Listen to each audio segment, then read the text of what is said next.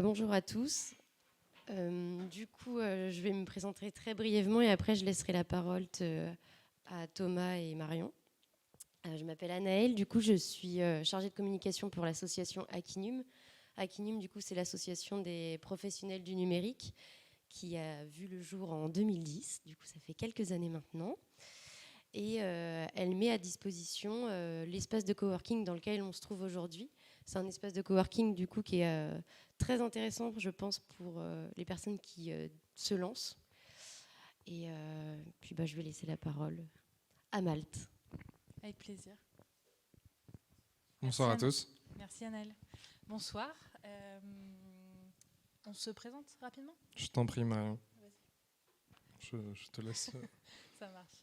Je me présente rapidement. Je suis Marion, je suis community builder chez Malte à Bordeaux. Mon rôle, je suis responsable en fait de la communauté de freelance et j'anime un petit peu la communauté en vous permettant de matcher aux opportunités de nos clients notamment et en proposant ce type de partenariat ou d'événements tout au long de l'année. Donc l'idée c'est de vous rassembler, de faire du contact entre pairs, de vous présenter une certaine forme de contenu. Donc là ce soir sur le marché du freelancing au global, mais ça peut être d'autres typologies de contenu, plus tech particulièrement, et qui gravitent autour du freelancing en général, tous les sujets transverses au freelancing. Donc moi c'est Thomas, je suis compte manager dans la BU bordelaise. Très content d'être ici ce soir et de partager ce moment de proximité avec vous. Merci à Cunum pour l'invitation, le lieu est très sympa. Moi de mon côté, vous l'aurez compris, je suis de côté client. Donc je suis du côté de ceux qui récupèrent les opportunités que vous pouvez recevoir via la plateforme. Voilà, sans plus attendre, je pense qu'on peut commencer sur les quelques éléments qu'on a à vous présenter. Peut-être avant de rentrer dans le vif du sujet, est-ce que tout le monde est freelance parmi nous ? Ouais ? Tout le monde est freelance. Enfin, ce que je vous propose, si le cœur vous en dit, étant donné qu'on n'est pas nombreux ce soir, on peut éventuellement faire une petite conférence un peu interactive. N'hésitez pas à nous couper pendant la conférence. N'hésitez pas à nous poser des questions. Il y aura un temps dédié aux questions à la fin. Mais si vous avez des questions au fur et à mesure de ce qu'on va évoquer ensemble, n'hésitez pas. Ça peut être sympa de pouvoir échanger en direct avec vous. Profitons-en. On est peu nombreux, donc c'est le bon moment. Alors, on commence tout de suite. Malte en quelques mots. Alors, côté freelance, Malte. Bonjour Tania, enchantée. N'hésite pas à t'installer.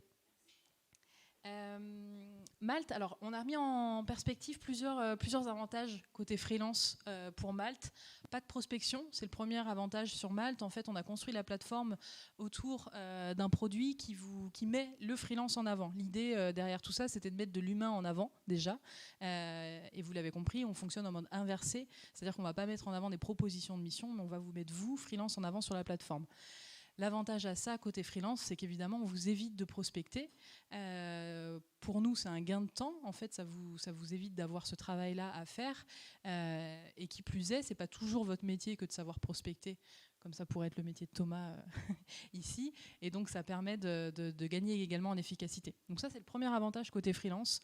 Le deuxième avantage de la plateforme, ça va être toute la partie admin, puisqu'on vous permet de ce support, en fait, pouvoir éditer vos devis, vos factures via la plateforme. Et ce qui est quand même assez confortable quand on est freelance, d'avoir ce background par Malte. La partie paiement, on est sur des paiements rapides. Nous, chez Malte, on vous propose en fait l'avance de trésorerie, ce qui fait que vous êtes payé en fait tous les mois en 3 à 5 jours. Et vous n'avez pas les délais à attendre, les délais classiques qui peuvent être jusqu'à 60, 90 jours d'attente.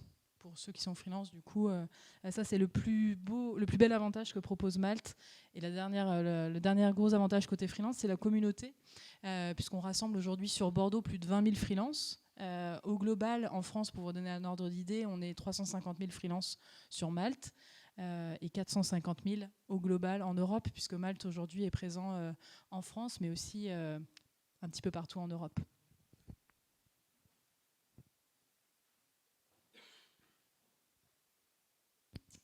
À mon tour, je vais vous parler un petit peu du portefeuille de clients Malte qu'on adresse aujourd'hui et je vais vous parler à un niveau. Je vais commencer par un niveau global français européen. À date, Malte a été constitué de sorte à pouvoir répondre à toutes les problématiques clients, principalement des grandes PME, des grandes entreprises, des ETI. On travaille aujourd'hui avec cette typologie d'acteurs sur notre marché. On travaille évidemment avec d'autres types d'entreprises. On travaille avec des toutes petites boîtes, des startups, des PME, des boîtes qui sont en pleine évolution. L'idée de cette slide, et si on devait résumer et peut-être zoomer sur le portefeuille bordelais, à date, on est en capacité de vous proposer des opportunités chez des clients qui aujourd'hui ont des fonctionnements avec des directions achats, qui ont des process assez durs en termes de recrutement de prestataires.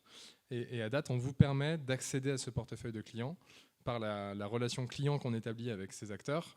Si je prends quelques exemples de boîtes dans le bassin bordelais et même Nouvelle-Aquitaine, Occitanie, on travaille avec des sociétés comme Total Energy, on travaille avec Cdiscount, des Floabank, côté BetClick, Mano Mano, évidemment, j'en oublie beaucoup. En fait, pour résumer, on travaille avec un écosystème d'entreprises de toute typologie de taille et de secteur. Et ce portefeuille-là, on vous le met à disposition et vous avez la possibilité, via la plateforme, d'ouvrir des portes qui sont effectivement, selon les profils, selon la manière avec laquelle vous abordez votre relation, peut-être plus difficile à ouvrir en étant tout seul. Et c'est notamment ça qu'on cherche à faire, notamment de mon côté. Quand on travaille côté client, oui, c'est sympa de pouvoir aller chercher des opportunités, mais le but, c'est vraiment de pouvoir vous permettre d'aller taper dans ces comptes-là. Voilà. Est-ce que jusqu'ici, vous avez des questions? Le but, vraiment, on est en proximité. Si vous avez des choses qui vous viennent, n'hésitez pas. Pas de questions. Sur le marché du freelancing en Europe, alors cette slide elle est un peu complexe, vous le verrez, parce qu'on a quand même pas mal de chiffres à droite à gauche, mais en fait pour résumer, ça vous permet d'avoir un scope assez précis de la manière avec laquelle le vivier dont vous avez parlé Marion, des 450 000 profils freelance se répartit, c'est leur typologie. S'il y a une chose qu'on peut retenir de manière assez... En fait, ce qui frappe sur cette slide, c'est de voir que sur le marché français, la plupart des profils qui se lancent en freelance sont des profils qui sont de manière assez générale assez juniors. Vous le voyez sur le côté droit de la slide, on a en France des profils qui, à hauteur de 53%, concernent des profils qui ont entre 1 à 4 années d'expérience. Ah, on ne voit pas au bout pour l'Allemagne. Je vais l'illustrer, je crois qu'on est à 43% côté Allemagne, où on a des profils qui, du coup, 43% côté plus de 8 ans d'expérience. Sur le marché du freelancing, c'est très divers. En France, on a des profils qui sont certes très juniors, mais aujourd'hui, le freelancing, ouais, je te laisse compléter si tu veux. En fait, on commence plus jeune en France qu'en Allemagne, par exemple. En Allemagne, on a un marché plus mature. En France, on va commencer le freelancing plus jeune. C'est pas la moyenne d'âge aujourd'hui sur le marché, mais c'est à quel âge on va commencer le freelancing. Et on se rend compte qu'en France, comme en Espagne, on va démarrer de façon un peu plus jeune en freelance qu'en Allemagne, par exemple, qui a un marché plus mature. Ce qui démontre en fait qu'aujourd'hui, nous, sur notre marché du freelance en France, on va avoir vraiment toute typologie de profils, des juniors, des intermédiaires et des seniors. Alors qu'en Allemagne, on va retrouver en grande majorité, pour ce qui est des freelances, des profils plutôt seniors. Voilà un petit peu. On a aussi un petit update sur la partie TJM suivant les pays. On voit aussi que, de fait, puisqu'on a des profils plutôt seniors en Allemagne, des TJM plus importants également sur l'Allemagne en termes de moyenne. L'Espagne est derrière la France, nous on est plutôt médian là-dessus. C'est plutôt bon signe puisque si on se réfère au slide d'à côté, on voit que par rapport à l'Espagne, on est à peu près similaire par rapport à la seniorité à laquelle on va commencer en freelance, mais pourtant on est sur des TJM plus importants qu'en Espagne, donc le marché est quand même un peu plus mature que l'Espagne ici en France, et ça permet de se dire aussi qu'on a également des freelances, même si on a une entrée plus tôt en France, on a aussi des freelances plus seniors. On va pouvoir rentrer dans le vif du sujet et la question qui nous intéressait du coup ce soir, comment bien démarrer votre activité en freelance du coup. Alors, la partie TJM. TJM, je pense que ça parle à tout le monde, du coup. Là, j'ai face à moi plutôt des freelances. Yes. Du coup, TJM. TJM haut ou TJM bas. Souvent, lorsqu'on démarre son activité, j'ai souvent entendu des freelances qui me posaient la question de comment se positionner et d'avoir vite fait l'envie en fait, de se positionner sur un TJM légèrement inférieur au marché, légèrement inférieur aux autres, pour pouvoir se démarquer et pour pouvoir surtout avoir une première mission finalement. Pour nous, on considère que c'est plutôt une erreur et on ne vous conseillerait pas de vous positionner sur un TJM bas pour les raisons qu'on évoque juste ici. Déjà, le TJM bas a tendance à décrédibiliser un petit peu votre expertise sur le marché. En termes macro, c'est pas intéressant que de tirer les prix vers le bas sur votre expertise et sur votre expertise métier. La deuxième raison également qu'on évoque, c'est le fait de pouvoir se positionner fermement au prix ou voire un tout petit peu supérieur au marché. Pour un client, ça va déterminer aussi votre valeur. Donc si vous vous mettez un petit peu plus bas, pour le client, si vous êtes plus bas que les autres, c'est peut-être parce que vous êtes moins bon, vulgairement, on va dire, qu'un autre, ou que le marché en général. Donc c'est aussi, vous collez cette image-là, qui sera peut-être plus difficile à décoller derrière. Donc nous, on vous conseille plutôt de vous mettre un TJM au prix du marché. Malte vous accompagne là-dessus. Vous avez plusieurs tips sur le sujet lorsque vous commencez à vous inscrire sur Malte. Au moment du TJM, on va déjà vous faire un petit pop au niveau du produit en vous indiquant le TJM fonction de votre localisation, fonction de votre métier et fonction de votre seniorité, à quel TJM on pense que vous devez à peu près vous vendre. Donc ça vous donne déjà une idée du marché et ça vous permet de savoir si vous étiez dans le juste ou pas avant d'entrer votre TJM. C'est la première chose. Après, on peut aussi vous partager un baromètre des tarifs qui vous permettra aussi de vous positionner en fonction des 3 critères que je viens de vous citer, la localisation, la seniorité et votre expertise métier. Pourquoi un petit peu plus haut? Parfois, vous pouvez vous positionner de façon un petit peu plus haut en termes de TJM parce qu'on peut avoir des clients qui négocient les TJM, donc ça vous permet d'avoir une certaine forme de marge. Voilà, on va dire que ça, c'est valable pour le freelance au global. Nous, en région, on vous conseille plutôt de vous mettre au prix du marché. Ça vous permet d'être visible à votre juste valeur et de pouvoir vous démarquer non pas par le prix, mais par ou vos qualités, ou vos expertises de niche, ou votre personnalité, plein d'autres choses qu'on peut mettre en avant auprès des clients. Encore une fois, sur le TJM, vous êtes quand même assez libre de choisir le prix auquel vous vendez. Ça reste vos compétences. C'est vous qui savez ce que vous valez sur le marché. Maintenant, effectivement, il y a un sujet à prendre en compte, c'est la typologie des clients que vous souhaitez adresser dans votre parcours en tant que freelance. Il y a des personnes qui n'ont pas forcément beaucoup d'attrait pour les grandes entreprises, les grosses structures où vous allez vous retrouver intégré dans des équipes avec X nombre de personnes. Tout dépend de votre cible.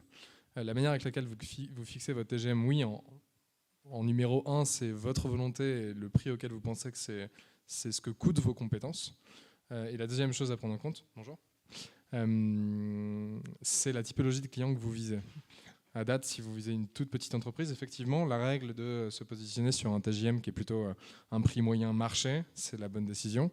Maintenant, si vous visez des grandes structures, et si je prends des exemples régionaux comme Total Energy ou d'autres très grosses structures, là, entre guillemets, je me doute que vous l'êtes déjà, mais soyez malin, vous pouvez rehausser un petit peu votre TJM, parce que ce sont forcément des structures qui vont appeler qui vont être moins regardantes sur le prix sur votre TJM. Voilà. Sans oublier que le TJM indiqué sur Malte est un TJM indicatif. Donc c'est jamais quelque chose de figé, nos clients le savent très bien. Donc vous pouvez tout à fait vous positionner sur un prix et revaloriser en fait votre TJM fonction du projet qu'on va vous proposer, dans un sens ou dans l'autre finalement, ou fonction de l'expertise qui va être attendue, fonction de la durée aussi de la mission. Il y a plein de paramètres qui peuvent rentrer en ligne de compte pour revoir un petit peu votre TJM à la hausse ou à la baisse selon ce qu'on vous propose. Sachez également que sur la plateforme, le TJM n'est pas nécessairement un frein pour décrocher des opportunités. Alors, je vais nuancer mon propos. Si vous avez un TJM qui est 500 € au-dessus du budget du client, oui, ça risque d'être problématique et vous ne recevrez sans doute pas l'opportunité. Par contre, la fourchette est quand même assez large et nous, alors moi je parle en tant que compte manager, je peux prendre la parole pour Marion aussi, on sera toujours en faveur de la défense du prix de vente auquel vous pensez que vous pouvez vous positionner. On adoptera une posture de protection de votre TJM quand un client a un intérêt pour votre profil. Et on adoptera aussi une posture conseil si on estime que votre TJM est sans doute un petit peu trop haut ou peut-être aussi un peu trop bas par rapport au poste visé et aux besoins du client. Est-ce que vous avez des questions sur le TJM ou on est OK? Ouais.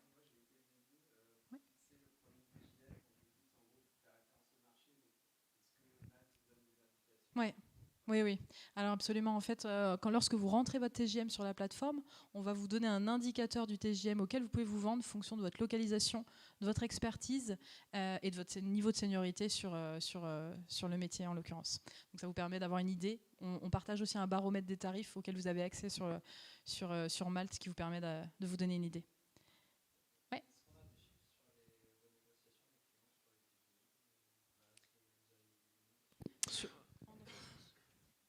On ne peut pas, en fait, pour la simple et unique raison que c'est au cas par cas. Par contre, en termes de réponse, ce que je peux te donner, c'est que oui, il y a, en fait, de manière assez régulière des négociations voulues par les clients. C'est très rare les cas où il n'y a pas une question qui se pose sur et est-ce que, qui est toujours généralement vers le moins. Pour le coup, je n'ai jamais eu le cas du client qui m'a dit est-ce que vous pensez que le profil peut rehausser un tout petit peu son TJM? Ça n'est jamais arrivé.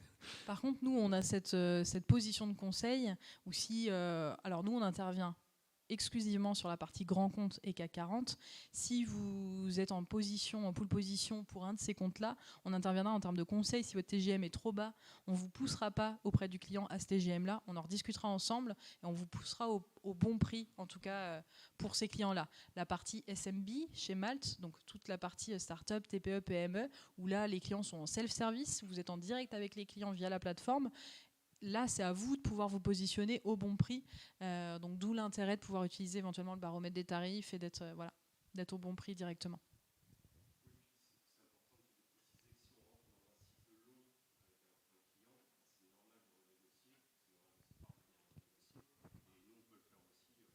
Oui.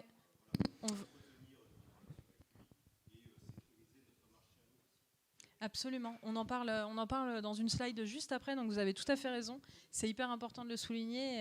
C'est une belle vue du marché. Ça fait partie effectivement du jeu et c'est un paramètre à prendre en compte dans le TGM. Ouais.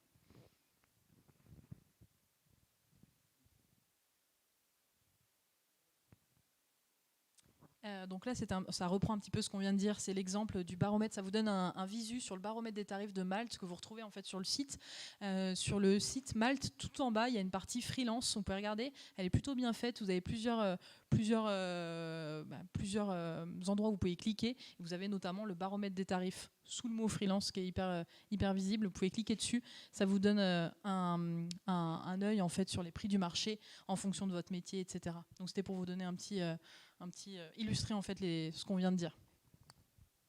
Juste par curiosité, pour étayer sur le sujet du TJM, est-ce que les personnes qui sont présentes ici, qui ont déjà éprouvé dans les derniers temps des difficultés pour positionner un TJM, peuvent lever la main, s'il vous plaît?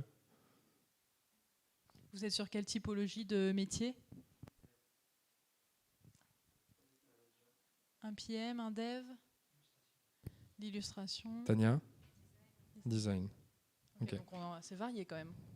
Et donc pour les autres personnes, vous n'avez jamais eu de difficulté à positionner un TJM où vous considériez que c'était en phase avec la valeur de votre compétence? Ok, c'est intéressant. Ça marche. En tout cas, pour ceux qui ont des difficultés toujours aujourd'hui à se positionner, n'hésitez pas à vous référer au baromètre, allez un petit peu chercher tout ça. Et si vous avez besoin, on pourra également vous accompagner pour votre positionnement. Définir votre charge de travail, ça nous paraissait important de préciser un peu cette partie-là, parce que c'est des choses auxquelles on ne pense pas nécessairement lorsqu'on se lance en freelance, mais c'est quand même des choses qu'il faut pouvoir mesurer avant de se lancer. Il va y avoir une charge de travail en dehors du travail pour lequel vous allez être rémunéré, c'est-à-dire en dehors de votre expertise.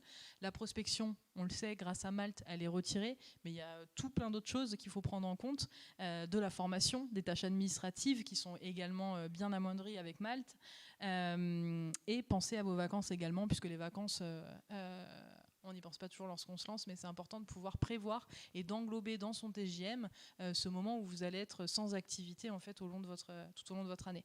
Donc, c'est important de prendre ça en compte au départ.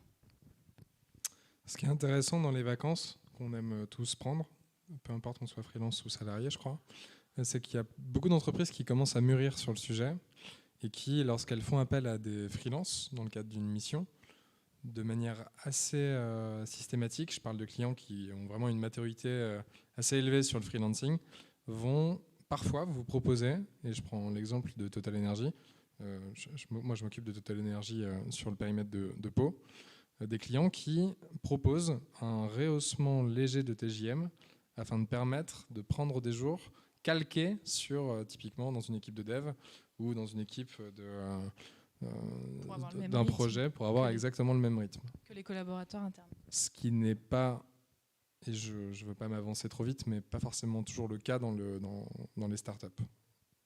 Mais effectivement, je souligne à nouveau le point qu'a soulevé Marion. C'est important de bien délimiter l'enveloppe de temps qui va devoir être attribuée à ça, aux vacances et à toute la gestion administrative qui est liée au statut de freelance.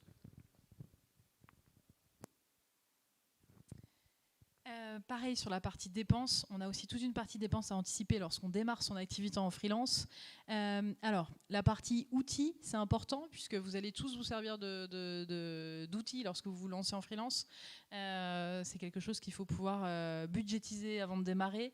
La partie cotisation sociale également, la partie impôts qui sont liés tout ça à vos statuts, mais c'est des choses qui sont importantes. En tout cas, il faut se poser la question avant de démarrer son activité. Est-ce qu'on a des gens qui ne se sont pas encore lancés en freelance? Est-ce qu'ils peuvent lever la main? Ok, donc il y en a quand même pas mal. Voilà, tout ça, c'est des choses à prendre en compte. Le coût de l'assurance maladie également, régime de retraite, le cas échéant, c'est des choses qui sont importantes, mais tout ça, c'est des choses auxquelles on ne cotise pas lorsqu'on est freelance. Et tout ça, c'est des choses à rentrer en compte dans votre budget. Donc oui, en freelance, globalement, on gagne mieux sa vie de façon assez large en rapport à la même expertise, peut-être même chez le même client sur un poste en interne. En revanche, il y a quand même d'autres dépenses qui sont à prendre en compte. Il y a d'autres choses à prendre en compte avant de démarrer son activité. Et c'est des choses qui sont importantes. Les frais Malte, alors je l'ai mis ici. Et je pense que c'est important d'en parler.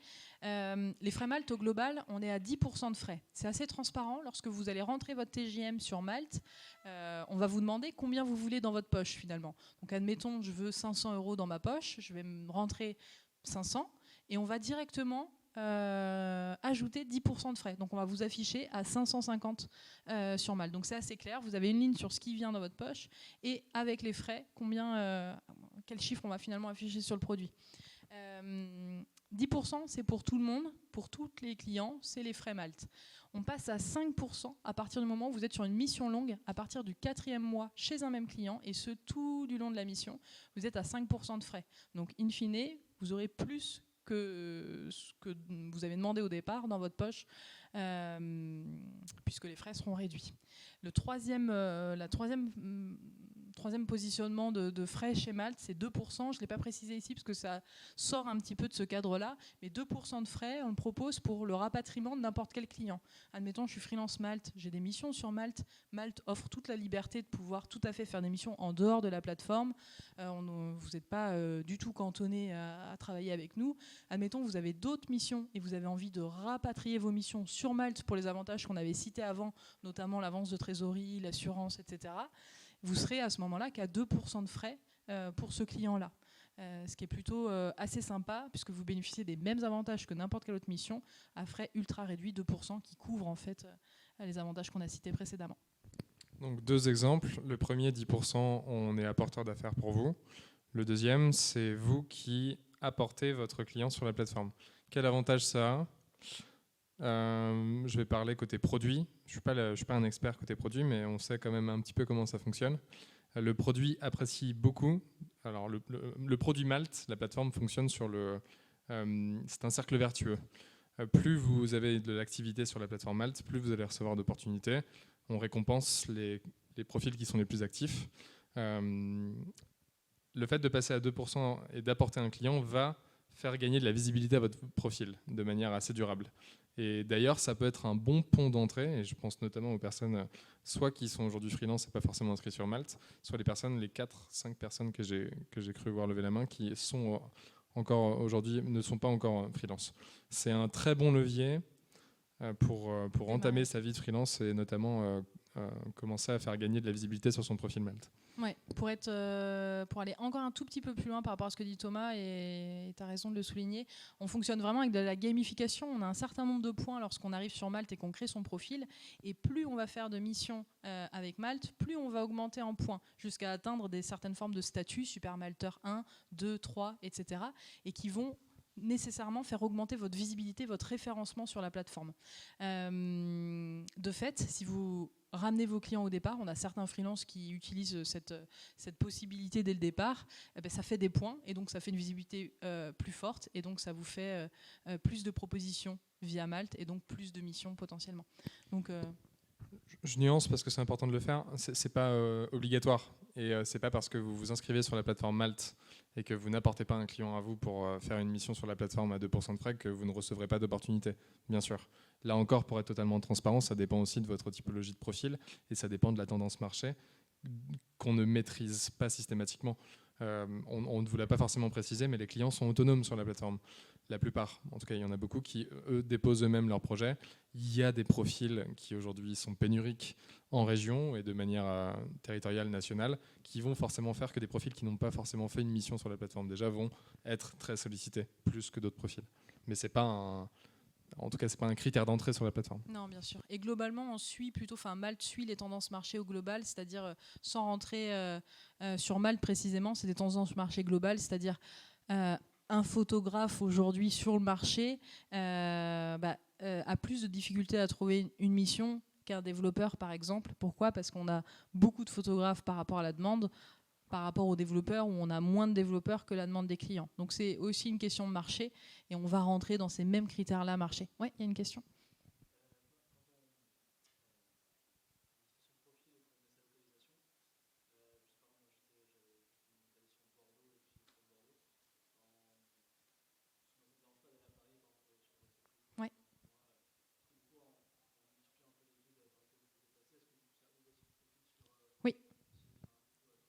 Oui, absolument. En fait, absolument.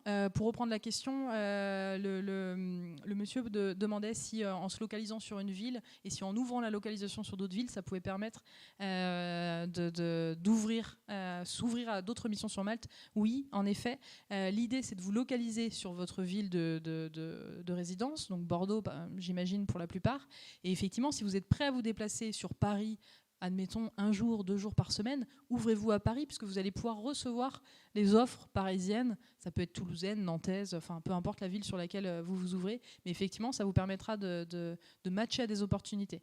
En fait, côté produit, lorsque le client va déposer un brief sur la plateforme, admettons j'ai besoin d'un développeur web, je vais mettre un brief sur la plateforme en tant que client avec un détail des missions, des skills attendus sur le profil. Je vais valider ce brief et une fois que c'est fait, c'est un algorithme qui mouline et qui vient faire matcher donc le brief du client à un échantillon de profil sur Malte. Donc vous, le but, c'est de se retrouver dans cet échantillon de profil sélectionné par l'algorithme. Et pour se retrouver dans cet échantillon, il faut avoir le profil le mieux référencé possible. Si tu te déplaces à Paris et que tu ne l'as pas notifié dans ton profil, nécessairement, tu ne recevras pas l'opportunité puisque l'algorithme va aller chercher dans l'échantillon les profils qui matchent au plus fort, au plus près du client. Donc on va commencer à 100%, puis on va partir à 99, 98 de façon dégressive. On sélectionne en général par pool 40 freelances. C'est un pool qui peut sembler assez réduit, mais en fait on a énormément de clients, on a plus de 60 000 clients sur la plateforme. L'idée c'est à la fois de répondre aux clients avec les profils qui correspondent le mieux à son besoin évidemment, puisque c'est notre intérêt de répondre dans le bon sens aux clients, et aussi pour vous d'éviter de vous spammer par des missions qui ne vous intéresseraient pas. Donc mieux vous allez compléter votre profil sur Malte, mieux vous êtes référencé et plus vous recevez des missions qui vous intéressent. Vous pouvez aussi éduquer l'algorithme en disant, voilà, je décline cette mission parce qu'elle ne m'intéresse pas, je réponds à ce client et ça va un petit peu éduquer tout ça et vous proposer des missions qui seront vraiment en phase avec votre besoin. Mais les données que vous allez rentrer au départ sont déterminantes pour les missions que vous allez recevoir. Sachant, pour vous préciser un petit peu, je ne sais pas s'il y en a de nombreux profils qui sont sur Malte ou pas parmi vous. Ouais, quand même. Pour vous préciser un petit peu, l'algorithme va aller piocher dans le titre, dans les compétences et dans l'encart, vous, en quelques mots. Donc ces 3 encarts-là sont 3 encarts en fait très importants pour le matching avec les opportunités qui vous intéressent et que vous visez. Moi, ce que je vous conseille, c'est de vous mettre à la place du client et de se dire qu'est-ce qui irait remplir le client que je vise en termes de mots-clés, en termes de compétences, de skills attendus, pour que je puisse, moi, retrouver ces mots-clés-là sur mon profil et que je puisse matcher à ces opportes-là. Voilà, c'est le conseil que je pourrais vous donner. Ouais.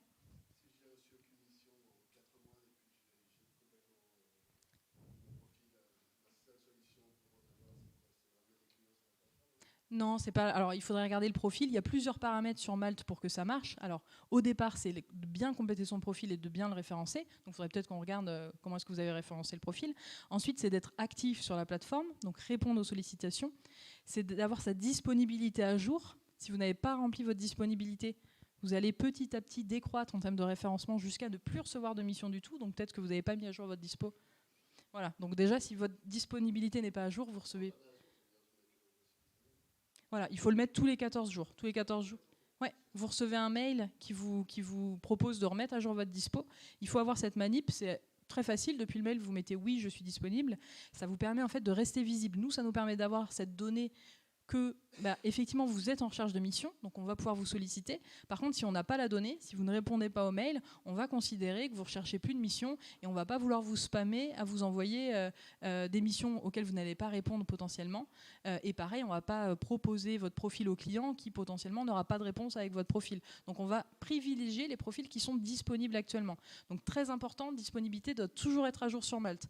Mieux vaut se mettre disponible ou non dispo jusqu'à telle date, ce qui vous permettra d'être tranquille jusqu'à la date mentionnée, de ne pas réactualiser, que de ne pas confirmer votre disponibilité, ce qui va faire décroître petit à petit votre référencement sur Malte jusqu'à ne plus recevoir en fait de mission. Donc vraiment la disponibilité c'est important, le référencement sur votre profil avec une photo, avec vos documents à jour, avec vos espaces suffisamment bien remplis. Et ensuite une activité assez régulière en fait pour montrer que vous êtes actif et que vous êtes en recherche. Quand je reçois une proposition, il faut que j'y réponde, soit positivement, soit en déclinant, soit en rentrant en contact avec le client. Mais si on n'a pas d'action, nécessairement on va comprendre que vous ne vous intéressez plus à la recherche de mission. Donc c'est hyper important d'être actif. Ça, c'est les premières choses. Ensuite, autre tips, vous pouvez demander une recommandation externe sur Malte. Ça va booster votre profil au moment où vous allez recevoir une reco. Donc ça peut être une idée pour relancer votre profil si vous peinez à recevoir des missions, si vous peinez à être visible. C'est important de pouvoir le faire. Et comme on fonctionne avec de la gamification, c'est-à-dire plus vous avez de points, plus vous êtes visible, il suffit. On va dire que le lancement est le plus difficile, entre guillemets, si vous êtes sur un marché un peu pénurique. Mais une fois que c'est fait, il peut y avoir un roulement qui se fasse. Après, il y a aussi la question de sur quel métier vous êtes, est-ce qu'il y a suffisamment de demandes par rapport à votre profil, etc. Petit point de vigilance qui est important et qui part de votre question. C'est quoi ton prénom ? De la question de Mathieu.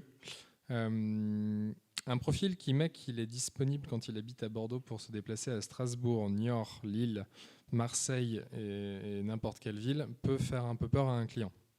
On peut avoir envie de dire qu'on est disponible pour aller travailler partout.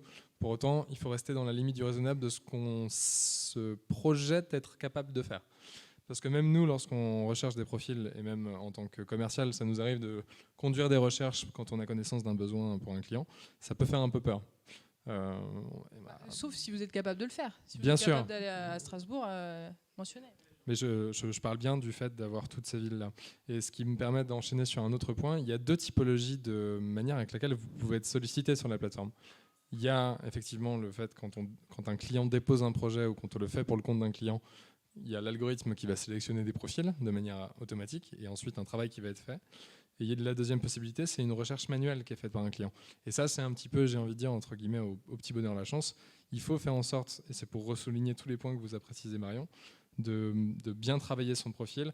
Et entre guillemets, la manière avec laquelle vous allez être sollicité par un client lors d'une recherche manuelle qu'il va faire sur la plateforme dépend de la qualité de la manière avec laquelle votre profil va être renseigné. Oui, les 3 premières briques qu'a cité Marion sont primordiales, sont hyper importantes à soigner dans le cadre du fonctionnement de l'algorithme Malte, mais derrière, une photo de profil quali, renseigner ses expériences professionnelles avec un niveau de détail assez important, tout ça c'est important. Il y avait une autre question. Ouais. Non, il faut être localisé quelque part. En revanche, vous pouvez vous mettre que vous ne vous déplacez nulle part et que vous êtes only en remote Ça, c'est possible du coup. Vous pouvez choisir cette option-là. Il suffit de cocher non, je ne me déplace pas chez le client et je suis only en remote. Ça, c'est possible. Oui. Bien sûr, sauf qu'il faut il faut que ce soit une recherche du client full remote du coup. S'il y a des déplacements, vous ne serez pas le premier à être sélectionné. Voilà. Mais sinon, oui, absolument. Ouais.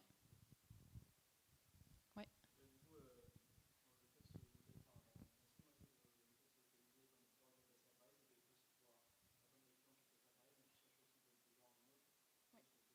Oui.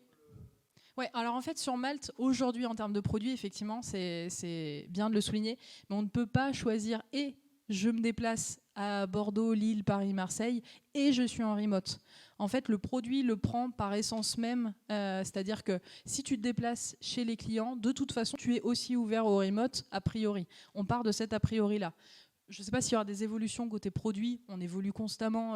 Malte, on a la chance d'avoir le produit en interne. C'est Malte qui a créé le produit. Donc on a cette chance-là de pouvoir évoluer constamment. Et c'est des choses sur lesquelles qui seront peut-être travaillées. Mais aujourd'hui, on part de ce principe-là. C'est-à-dire qu'il vaut mieux que tu choisisses une localisation et des déplacements. Ça sera favorisé en termes de priorité. Et tu auras quand même les offres en remote également. Absolument. En fait, moi je conseille effectivement, comme tu le dis Mathieu, de se localiser quelque part, de se déplacer, quitte à décliner certaines offres, si vous peinez en tout cas à recevoir des missions, hein, quitte à décliner certaines offres parce qu'il y aurait trop de déplacements par rapport à ce que vous pouvez faire par exemple sur Paris, mais dans le lot de missions de propositions que vous allez recevoir, il y aura peut-être certains clients qui seront à même finalement à revoir leur politique télétravail, leur politique remote, donc ça peut être intéressant de s'ouvrir un petit peu plus pour avoir un petit peu plus de lot de missions au départ et ça vous fait un travail de tri, mais à la fois ça vous fera peut-être une mission remportée. Absolument, c'est très courant ça. Crois-moi Mathieu, on lutte auprès de nos clients pour essayer de faire valoir le remote. Parce qu'on sait très bien que vous y êtes aussi sensible. Alors évidemment, il y a des profils freelance qui apprécient aller se rendre chez le client. Malgré tout, il y a quand même une typologie de profils, enfin plusieurs profils qui apprécient être en full remote. Mathieu, fais-moi confiance, je me bats pour le remote.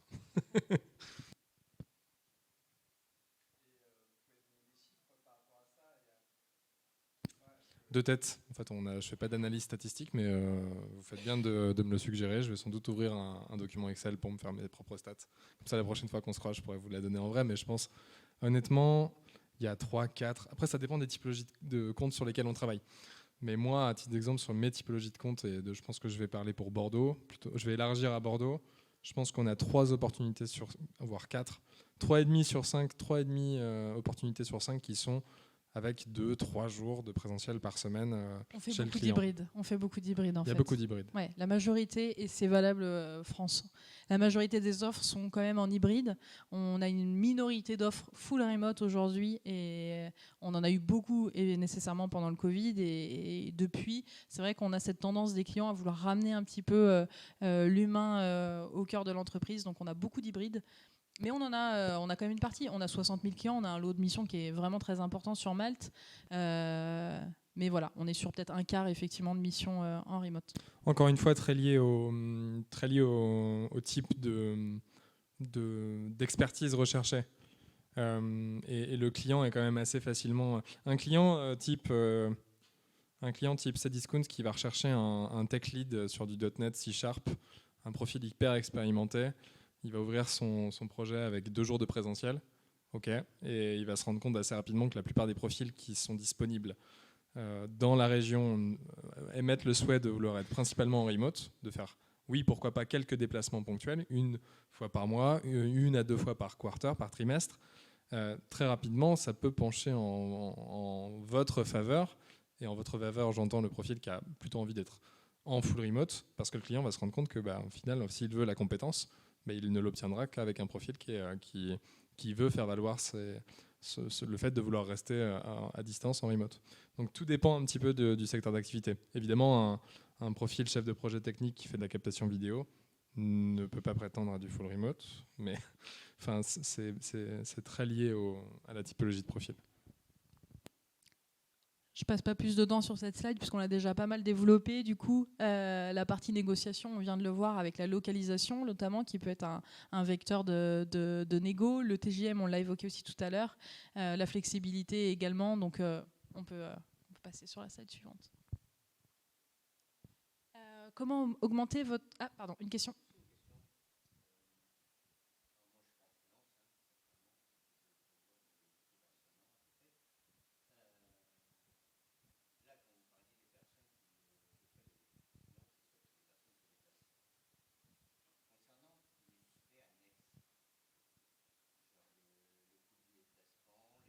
Ouais. Ça peut. Alors ça peut, si le client le prévoit, ça peut être pris en termes de frais et notes de frais de la part du freelance, comme ça peut être englobé dans votre TJM. Donc si tout dépend en fait. Si le client n'est pas prêt aujourd'hui à prendre une ressource en dehors de sa localisation et que son budget global ça va être à tel prix, ben, vous saurez en fait à quel prix on propose la mission. Si vous avez des déplacements, vous voyez si ça rentre dans vos frais avec le TJM auquel on vous propose la mission. Par contre, s'il y a des frais en plus après, c'est des choses qui peuvent se négocier. Ça dépend encore une fois de la souplesse, de la flexibilité du client là pour le coup. Là où parfois certains profils freelance sont malins, c'est que quand ils savent qu'il va y avoir quelques déplacements à prévoir, ils modifient leur TJM en fonction des frais de déplacement prévus, estimés.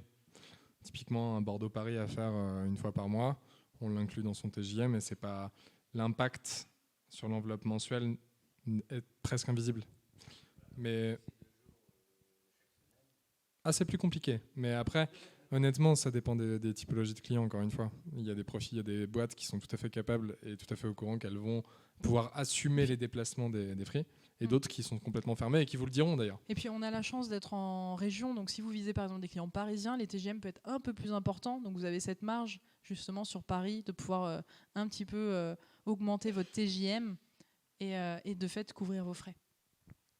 Pour la partie comment augmenter votre TJM, alors ça on a un prix de départ lorsqu'on se lance en freelance, mais au fur et à mesure que vous allez grandir en expertise et que vous allez prendre en maturité sur votre expertise, vous allez pouvoir de fait augmenter votre TJM. Donc c'est quelque chose auquel il faut penser assez régulièrement, puisque plus vous prenez en année d'expérience sur le métier, plus votre TJM peut être important. Autre chose, si vous vous formez, en freelance, on se forme beaucoup. On sait que sur les métiers de la tech, la formation est obsolète au bout de 18 mois. Donc on sait que les profils tech se reforment régulièrement. C'est aussi le cas d'autres profils qui ont des outils au quotidien. La formation peut être un vecteur, en tout cas, de revalorisation de TJM. Les certifications, les formations peuvent être en tout cas un levier pour augmenter votre TJM. N'oubliez pas de communiquer aussi auprès de vos clients, c'est quelque chose qui est important, qui est apprécié. Et le faire régulièrement, peut-être d'année en année, vous permettra en fait d'atteindre petit à petit un TJM et toujours d'être en phase par rapport à votre expertise, puisque votre positionnement au départ ne sera pas le même au fur et à mesure que vous allez prendre en années d'expérience. Est-ce que vous avez encore des questions ? Oui.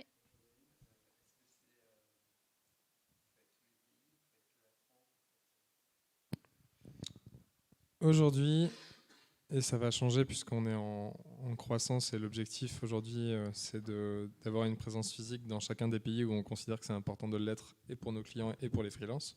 On est présent en Angleterre, en France, aux Pays-Bas, en Espagne, en Allemagne.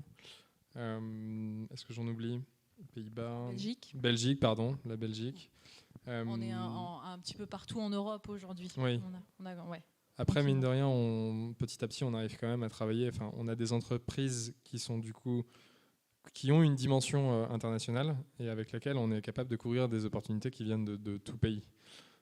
Tout dépend maintenant de votre statut et de vos documents légaux. Il y a aujourd'hui certaines typologies de profils, certains profils avec lesquels on ne peut pas travailler, non pas parce qu'on ne le veut pas, mais parce que leurs documents légaux ne nous permettent pas aujourd'hui de pouvoir contractualiser. Les seuls pays avec lesquels on ne va pas travailler sont les pays à risque en fait. Donc ils sont revus chaque année sur Malte. C'est une liste de pays auxquels vous avez accès. Et ça va être des pays dans lesquels il peut y avoir de la drogue, des pays en guerre, typiquement. Voilà. Ce sont les seuls pays avec lesquels on ne peut pas travailler. Ce qui est de toute manière pas très sexy pour vous non plus, quoi.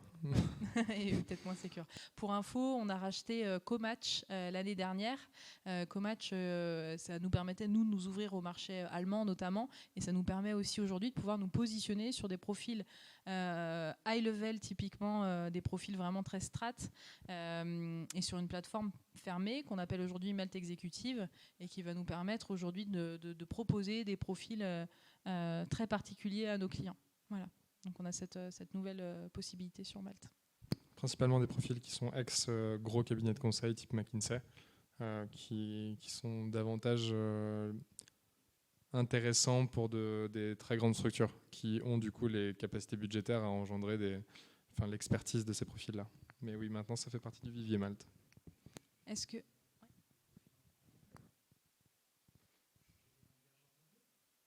Pas nécessairement. Pas nécessairement.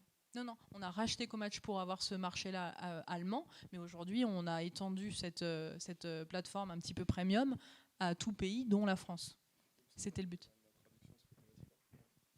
Ouais, peut-être que la traduction se fait automatiquement. Je crois que la traduction se fait automatiquement dès lors qu'un profil qui s'est inscrit sur la plateforme, un profil client, qui a renseigné une langue, va pouvoir voir les informations du profil dans la langue, dans sa langue. Donc il y a une traduction qui est faite automatiquement. Je crois. Le produit évolue. Mais je crois que c'est déjà le cas. Puis ça reste une nouvelle assez récente. En tout cas, c'était un des gros chantiers sur la fin d'année dernière et qui continue à nous animer là, sur ce début d'année. Voilà, ça se construit en tout cas autour de ces deux produits qui ne feront qu'un tout bientôt. Est-ce qu'il y avait d'autres questions ? Oui.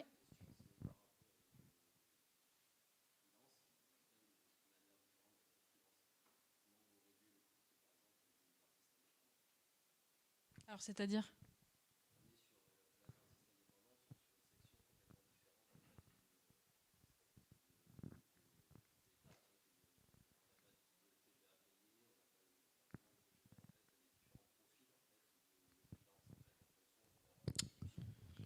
En fait, on a une équipe. Alors pour ça, ce qui est certain, c'est que ni moi ni Marion sommes des experts côté typologie de statut d'indépendant.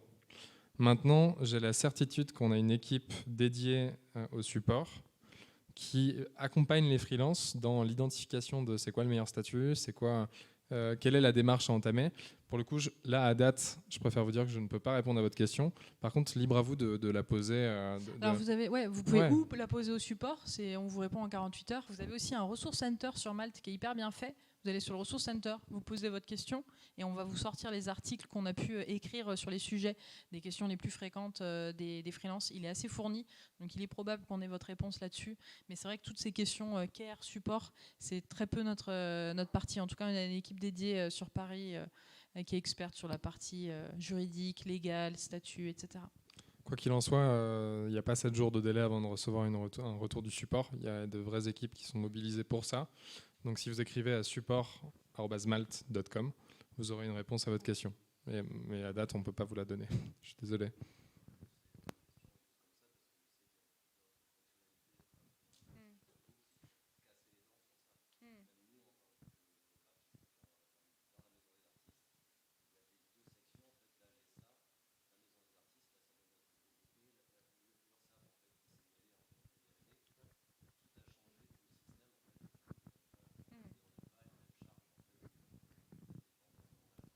Ce que je peux vous dire, c'est que depuis que je suis arrivé chez Malte, au début, c'était un sujet qui était assez compliqué parce que ça commençait à se développer. Il y avait ce sujet-là de le statut d'indépendant qui fait plus vraiment partie de mon quotidien quand j'ai des clients vis-à-vis qui contractualisent avec des freelances sur la plateforme. Donc je pense que c'est un travail qui est mené de manière de manière quotidienne pour permettre à toute typologie d'indépendants de pouvoir s'inscrire sur la plateforme et de contractualiser avec des clients.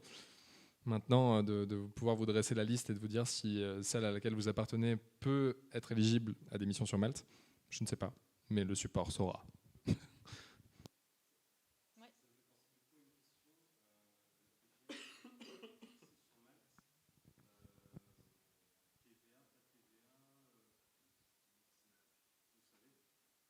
C'est-à-dire ?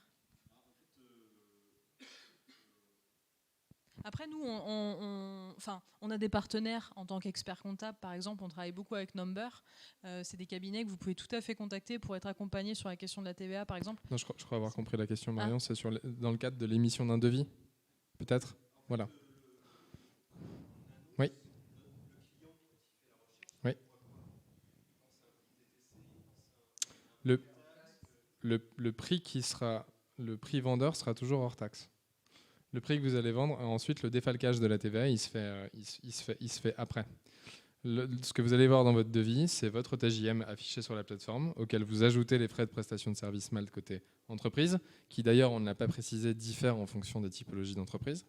On s'adapte, on ne met pas le même tarif, je parle client, les mêmes frais de prestation de service côté client pour un Total Energy que pour la petite start-up qui a 10 personnes dans sa structure. Je me permets de tutoyer, ce que tu vas avoir, c'est ton prix multiplié par les frais clients et toi, ce que tu vas gagner après déduction des frais freelance. Voilà, mais après le côté TVA, ça se passe après. Non, mais ouais. Oui. Absolument. Tout à fait. Ouais, tout à fait. Et d'ailleurs, ce sont les documents légaux que tu vas rentrer sur la plateforme qui vont paramétrer ça. On ne l'a pas précisé, je ne crois pas qu'on en ait parlé, mais l'émission de devis sur Malte, le processus est hyper simple. Et ça fait partie des piliers identitaires de Malte. On facilite votre vie en tant qu'indépendant, et donc l'émission d'un devis est quand même assez bien automatisée. Encore une fois, si jamais il y a une question, vous vous dites je m'y prends pas de la même manière, il y a un truc qui me paraît bizarre par rapport à mon statut et à la manière avec laquelle je me vends. Ça paraît assez répétitif, mais le support aura la réponse forcément à ta question. Oui, Mathieu.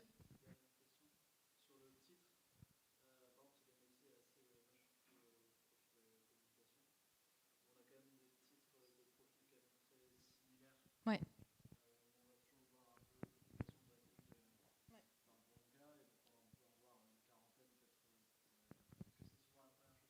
Ouais. Ouais. Je comprends.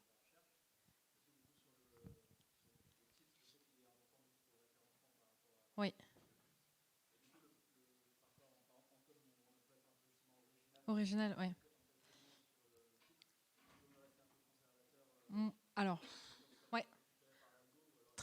Très bonne question. Alors, ça dépend de la typologie de clients que tu vises. En fait, les clients qui vont aller scroller et rechercher des profils par eux-mêmes vont plutôt être des clients petites entreprises. Les clients grands comptes CAC 40, typiquement, ils vont faire appel à nous pour aller chercher les profils et à l'algorithme. Ils vont pouvoir déposer un projet et avoir un algorithme qui mouline. Donc, si tu vises plutôt les grands comptes, etc., rester conservateur pour pouvoir matcher au mieux avec le client. Si tu vises plutôt des petites entreprises, tu peux te permettre de l'originalité.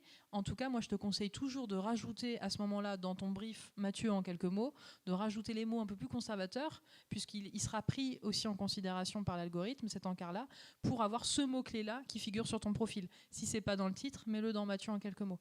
Ça te permettra de te démarquer dans la recherche à l'unité, j'allais dire, mais dans le search classique par le client petit compte plutôt qu'il cherchera à la main, et à la fois de matcher avec l'algo. On est bon ?